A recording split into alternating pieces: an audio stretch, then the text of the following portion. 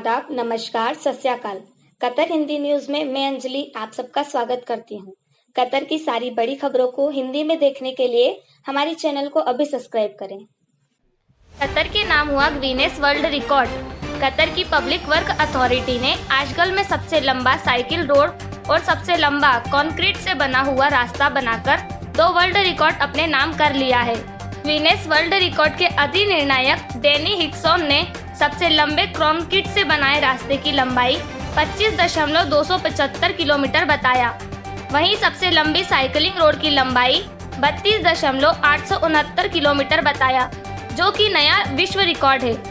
इस काम में लगे इंजीनियर यूसुफ अल इमादी ने इस काम को पूरा करने में बहुत से सरकारी संगठनों और लोगों का शुक्रिया अदा किया। साथ ही इस ट्रैक से दूर लोगों को गाड़ियों के धुएं से दूर साइकिल का आनंद ले सकते हैं। इस काम में लगे इंजीनियर यूसुफ अल इमादी ने इस काम को पूरा करने में बहुत से सरकारी संगठनों और लोगों का शुक्रिया अदा किया। साथ ही इस ट्रैक से लोगों को गाड़ियों के धुएं से दूर साइकिल का आनंद ले सकते हैं। अजगल में डिजाइन विभाग के प्रबंधक अब्दुल्ला अहीन ने कहा कि ओलंपिक साइकिलिंग ट्रैक को सड़क यातायात से पूरी तरह से अलग करने के लिए डिजाइन किया गया था, जिससे साइकिल चालकों को 50 किलोमीटर प्रति घंटे तक की गति मिल सके। नॉन स्टॉप राइडिंग की सुविधा के लिए साइकिल चालकों के लिए 29 अंडरपास और 5 ब्रिज दिए गए हैं। कतर में आज कोरोना वायरस से एक व्यक्ति की मृत्यु हो गई है और मरने वालों की कुल संख्या 202 हो गई है। पिछले 24 घंटे में 4,725 लोगों ने अपना कोरोना टेस्ट करवाया है और 227 नए कोरोना मरीज मिले हैं, जबकि एक दिन में ठीक होने वाले 242 है। कतर में अभी भी 2,882 कोरोना संक्रमित मरीज अस्पतालों में भर्ती है।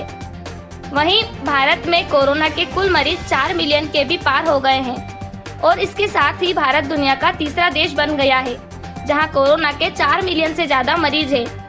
भारत में आज भी कोरोना के 86,000 से ज्यादा मरीजों की पुष्टि हुई है।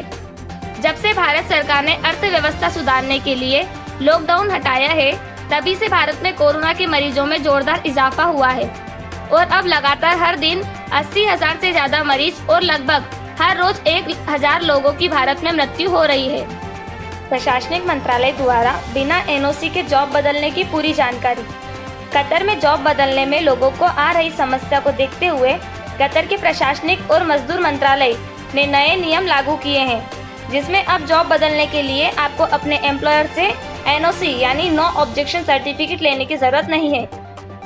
इस नए नियम के अंतर्गत अगर आप 2 साल या उससे कम समय से किसी कंपनी से जुड़े हैं, तो आपको 1 महीने पहले ADALSA के इलेक्ट्रॉनिक नोटिफिकेशन सिस्टम के जरिए अपने एम्प्लॉयर को बताना होगा। जबकि अगर आप 2 साल से ज्यादा वक्त से उस कंपनी के साथ जुड़े हुए हैं, तो आपको 2 महीने पहले ADALSA के जरिए सूचना देनी होगी। इस प्रक्रिया में आपको कुछ डॉक्यूमेंट्स भी देने होंगे, जैसे ADALSA द्वारा जारी किया हुआ फॉर्म या एम्प्लॉयर बदलने वाला फॉर्म, पुराने एम्प्लॉयर के साथ किया हुआ कॉन्ट्रैक्ट कॉपी या करारनामा।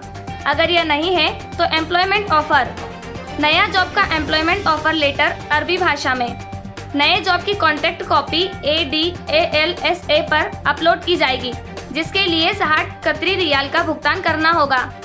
जैसे ही यह सभी प्रक्रिया पूरी हो जाएगी, तो आप नया एम्प्लॉयर मिनिस्ट्री ऑफ इंटीरियर के पास लेटर भेज सकते हैं।